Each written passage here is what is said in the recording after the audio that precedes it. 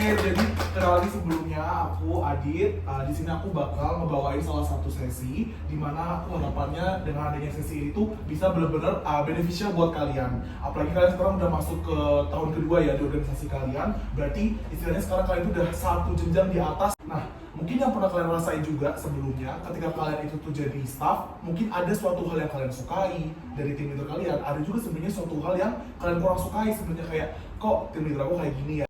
Hal yang kalian sukai dan hal yang gak kalian sukai itu berdampak sama performansi kalian juga pasti ke depannya. Dan mungkin sekarang kalian waktu jadi tim leader baru mulai merasakan hal tersebut. Oh ternyata ketika aku kemarin bilang aku gak suka sama cara tim leaderku ngelakuin hal ini, sekarang aku ngerasain loh waktu aku jadi tim leader ternyata nggak segampang itu juga buat ngelakuin hal tersebut gitu. Nah sekarang aku bakal nyoba buat ngebantu kalian mungkin untuk menjawab kegelisahan atau mungkin kegundahan juga terkait sama gimana sih sebenarnya esensi dari memiliki suatu tim, apa sih bedanya punya staff sama punya anak gitu. Jadi aku bawain di sini dimana can you help me please, I lost my kids gitu. Jadi di sini ada 5 hewan. 5 hewan ini udah parent semua ya, udah orang tua, sudah punya anak semua gitu. Nah, kebetulan kelima hewan ini tuh semuanya itu kehilangan anaknya. Anaknya itu semuanya pada kabur, hewan-hewan ini. Nah, jadi untuk menemukan anak-anak dari hewan ini, which is orang-orang tersebut itu juga adalah kalian-kalian, kita akan bantu bareng-bareng untuk nemuin dari anak-anak kalian yang ceritanya lagi hilang ini gitu. Kayak, kenapa ya kok bisa hilang gitu. Side note ini anggaplah bukan cerita nyata, buat cerita nyata kalian gitu ya. Jadi ini konsep ceritanya aja biar fun gitu kan. Jadi yang pertama kita akan melihat si panda dulu nih. Jadi aku tanya nih sama si panda, panda kamu kemana sih anak-anaknya? Kok anak-anaknya bisa hilang gitu? Nah setelah aku tanya nih sama si panda mulai nge-explain, dia mulai ngejelasin. Nih ternyata ada nih anak-anaknya panda tuh ada 2 di sini kan. Lucu-lucu anak-anaknya gitu kan. Terus si panda itu bilang, tadi aku tuh lagi sibuk ngerjain tugas-tugasku, jadi aku tuh nggak sadar anakku kok tiba-tiba hilang aja gitu. Jadi si panda ini tuh sibuk ngerjain tugasnya yang lain, jadi pas dia noleh nih, kok udah nggak ada, anakku kok udah hilang gitu. Nah sekarang kita bantu bareng-bareng ya, kita coba cari bareng-bareng anaknya itu ternyata dari mana anaknya si panda ini. Kita ketemu, we find one of your kids, kita tanya, lah kamu tuh kenapa sih tadi kok pergi gitu. Ternyata dia bilang, aku merasa nggak punya arah dalam keluarga ini karena orang tuaku terlalu sibuk dengan pekerjaannya yang lain. Terus kita coba cari lagi anak panda selanjutnya, ternyata ketemu juga. Dia hilang dan kita tanyain juga hal yang sama. Kenapa kamu pergi? Dia menjawab bahwa aku tidak merasa berada di dalam tempat yang sesuai dan nyaman bagiku. Rasanya ini tuh nggak seharusnya menjadi tempat buat aku. Jadi dia merasa bahwa aku tuh nggak selayaknya ada di sini. Karena apa? Ketika dia berada di situ, ternyata dia nggak merasa presence ataupun hal-hal yang sebenarnya dia butuhin. Jadi mungkin ketika di awal dia masuk ke dalam keluarga ini ya, quote-unquote keluarga atau mungkin dalam konteks organisasi, dia punya tujuan A, B, C, D sampai Z. Tapi ketika masuk ternyata tujuan itu tidak dia temukan sesuai dengan apa yang dia miliki dalam timnya. Nah, hal-hal inilah yang bakal menjadi apa yang bakal kalian bisa juga temukan ke depannya ketika kalian menghadapi anak-anak kalian, guys. Jadi bakal banyak banget momen ketika anak-anak kalian itu merasa kayak, aduh aku nggak merasa deh aku tuh ada di tempat yang tepat di sini. Aku merasa aku tuh nggak dididik dengan baik deh. Padahal sebenarnya kalau kalian lihat tadi, si orang tua panda ini itu tuh case-nya adalah dia ngerjain tugas yang lain. Sebenarnya wajar kan, maksudnya orang mah ngerjain tugas yang lain tuh ya emang tugasnya nggak cuma ini doang. Ibarat kalian nih tim leader yang ada di sini, kalian ikut organisasi nggak cuma ini doang yang dikerjain. Ada pelajaran yang harus dikerjakan, ada urusan orang tua, mungkin percintaan, masih banyak hal yang harus kalian lakukan gitu. But somehow, kok ketika aku agak sedikit lengah dengan anakku, kok tiba-tiba aku langsung kehilangan engagement sama anak-anak aku. That will happen a lot gitu. Dengan adanya hal tersebut, yang pengen aku kasih tahu ke kalian bahwa sebenarnya kalian nggak bisa nyalain diri kalian buat hal tersebut. Padahal sebenarnya kalau dipikir, semua engagement itu juga sebenarnya nggak harus berasal dari kalian. Jadi kita balik lagi ke cerita ini ketika kedua anak si panda ini telah ditemukan, akhirnya mereka reunited lagi. Jadi di sini ceritanya Ridwan dan anak-anaknya gitu kan. Jadi keyword yang bisa kita dapatkan di sini adalah ketika kita udah berhasil buat melakukan tersebut, kita dapat suatu kata kunci yang harus kita temukan, yaitu adalah team leader itu adalah presence. Presence itu nggak harus setiap hari, setiap detik, setiap saat, tapi presence itu tuh selalu ada esensinya di setiap kalian membutuhkan. Dan satu hal yang harus kalian ingat adalah jangan pernah bawa presence kalian itu sesuai dengan cara orang lain. Bawa presence kalian itu sesuai dengan cara kalian masing-masing. Dulu misalkan Nia itu tim leadernya adalah AA. Jangan bawa prestasi kamu ke anak-anak kamu besok sesuai dengan cara AA. Jangan karena kamu lihat, oh AA kemarin keren nih, aku mau tiru cara AA. Jangan, adaptasi boleh, tapi bawa dengan cara autentiknya Mia itu seperti apa sih, Mia yang harusnya dikenal orang itu seperti apa. Setelah tadi kita udah bisa ngebantu untuk mereunikan si keluarga Madek, kita bakal masuk ke keluarganya si Bebek ya, jadi keluarganya Mia ini ya. Jadi aku tanya juga hal yang sama gitu. Kenapa kok kamu bisa hilang anak-anakku? Kamu emang lagi ngelakuin apa? Si Bebek ini cerita bahwa aku hanya meminta mereka untuk bekerja dan belajar setiap hari. Namun tiba-tiba mereka marah dan memutuskan untuk kabur dari itu. Jadi si Bebek, si ibu Bebek itu sebenarnya cuma nyuruh anaknya, ayo kerja, kamu belajar ini, dikerjain segala macam. Tapi kok anak aku malah jadi pergi ya? Bukannya itu kewajiban seorang anak, atau dalam konteks di sini adalah itu kewajiban suatu staf ya, buat kerjain job desk yang harus mereka kerjakan. Tapi kenapa mereka malah jadi marah? Itu kan emang tanggung jawab yang harus mereka dapatkan. Kadang ketika kita masuk di posisi sebagai leader, hal itu tuh suka terjadi. Tapi kita coba lihat dari sisi anaknya, dari sisi staff, sebenarnya yang mereka rasakan itu apa sih ketika kita melakukan hal tersebut. Nah, ternyata kedua Bebek ini pun merasakan hal yang sama. Aku merasa terbebani dengan tugas yang aku kerjakan saat ini. Hal ini membuatku sangat lelah. Jadi, both of this case, aku pernah marah. Bukan ngerasain, aku pernah melihat itu dalam real life aku. Jadi, ketika seorang staff merasa bahwa ya udah, ini kayaknya emang organisasi ini cuma buat profesionalitas doang deh. Kayaknya emang aku hadir di situ buat ngelesain tugas aja gitu. Sama aja dengan ini, aku merasa terbebani dengan tugas. Sekarang aku tanya sama kalian semua kuliah kan tugas utamanya pasti belajar, ya kan? Tapi pasti kan juga pernah dong ngerasain terbebani saat belajar.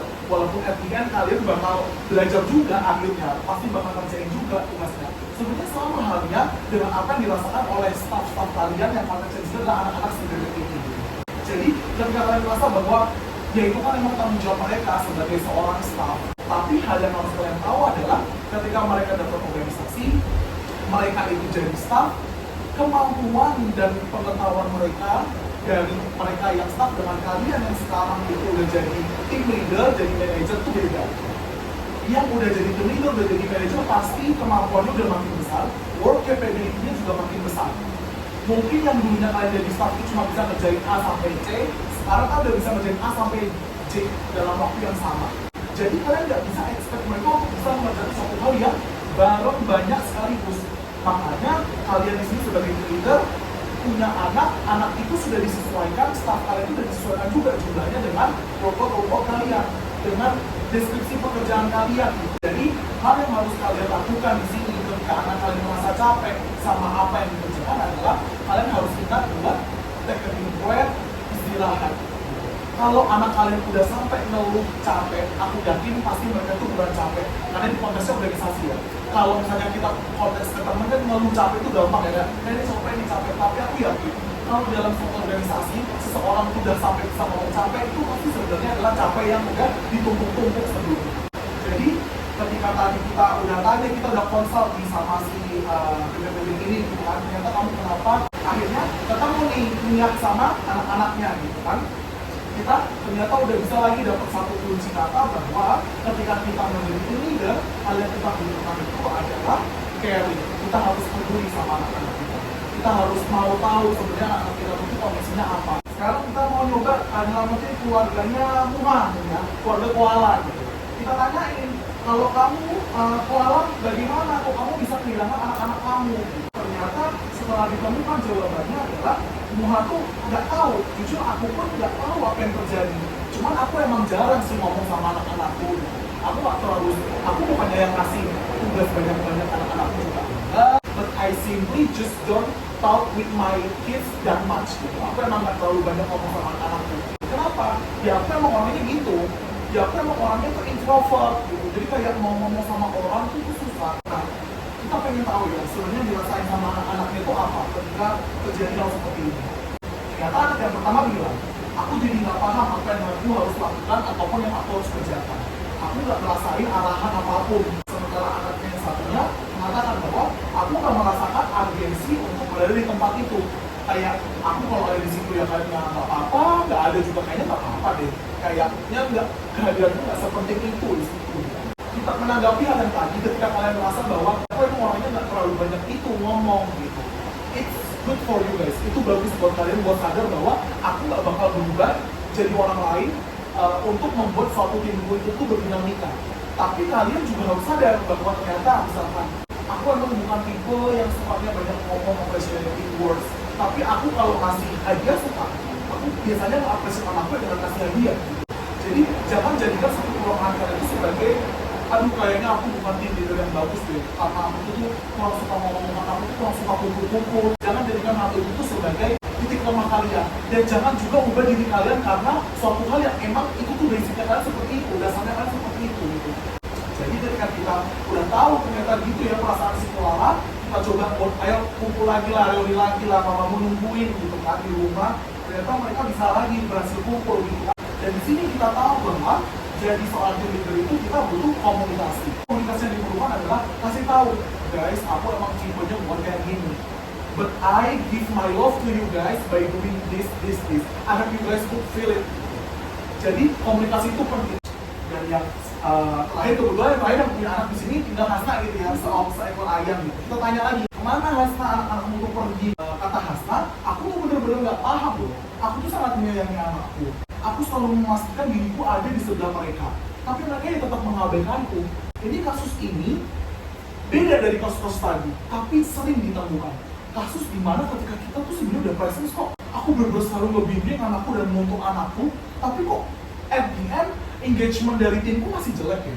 Ternyata setelah kita coba tanyain anaknya, anak ini bersirkel ya. Jadi ini ada 3 yang di sini, ada 3 di sini gitu. Kita tanya circle pertama, ternyata kata anak yang circle pertama itu, terkadang kami merasa risih dengan kehadiran orang tua kami yang terus-menerus non-stop. Sementara kami itu juga butuh jarak dan waktu bagi aktivitas kami yang lainnya. Kata anak yang circle-nya yang kedua, kami merasa ini terlalu berlebihan. Di saat kami mungkin sebenarnya sedang lelah atau sedang sedih, kami terpaksa harus tetap mengikuti orang tua kami dengan moodnya yang selalu ceria itu. Kita balik dulu ke sini. Terkadang kami merasa risih dengan kehadiran orang tua kami yang terus-menerus non-stop. Ini sebenarnya implicate ke apa? Implicate ke kalian. Oke, anak aku di awal-awal bulan bakal aku ajarin gini segala macam. Tapi sampai ke bulan-bulan terakhir pun kalian masih nuntut anak kalian gitu. Kalian masih kayak istilahnya ngejaga supaya pekerjaan kalian itu hasilnya maksimal. Which is good, sangat bagus kalian punya pekerjaan kalian maksimal. Tapi yang harus kalian tahu adalah suatu progres yang baik itu tuh berasal dari kegagalan.